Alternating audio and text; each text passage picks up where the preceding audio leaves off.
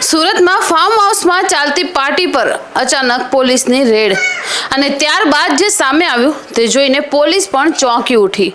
સુરતના ડુમ્મસ વિસ્તારના બાપુજીની વાડી ખાતે આવેલા એક ફાર્મ હાઉસમાં પોલીસ દ્વારા દરોડો પાડવામાં આવ્યો હતો। પોલીસના જણાવ્યા મુજબ અહીં એક પાર્ટીનું આયોજન કરવામાં આવ્યું હતું।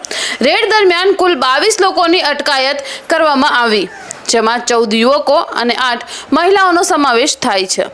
અહેવાલો પ્રમાણે આ પાર્ટી એક યુવતીના જન્મદિવસ નિમિત્તે યોજવામાં હોવાનું સામે આવી રહ્યું છે। પોલીસે સ્થળ પરથી વિદેશી દારૂની બોટલો સહિતનો મુદ્દામાલ જપ્ત કર્યો હોવાનું જણાવ્યું છે। સૌથી મહત્વની વાત એ છે કે પોલીસની કાર્યવાહી દરમિયાન 9 કાર અને 24 મોબાઈલ ફોન સહિત કુલ આશરે 1.67 કરોડનો મુદ્દામાલ જપ્ત કરવામાં આવ્યો હોવાની માહિતી સામે આવી રહી છે। અહીં એક વાત સ્પષ્ટ કરી દઈએ કે 1.67 કરોડ માત્ર દારૂની રકમ નથી।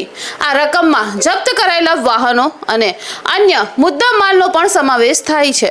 પ્રાથમિક તપાસમાં કેટલાક લોકો અલગ અલગ સેક્ટરમાં કામ કરતા હોવાનું અને જ્યારે કેટલાક લોકો કોલેજ સ્ટુડન્ટ હોવાનું પણ સામે આવ્યું હોવાનું અહેવાલો જણાવ્યું છે। પોલીસે સ્થળ પરથી મળેલા દારૂના સેમ્પલ સહિતની વસ્તુઓ કબજે કરી વધુ તપાસ હાથ ધરી છે। હવે પોલીસ એ તપાસ કરી રહી છે કે ફાર્મ હાઉસમાં પાર્ટીનું આયોજન કોણે કર્યું હતું, દારૂ ક્યાંથી આવ્યો હતો અને આ સમગ્ર મામલામાં અન્ય કોઈ વ્યક્તિની સંડોવણી છે કે પછી નહીં।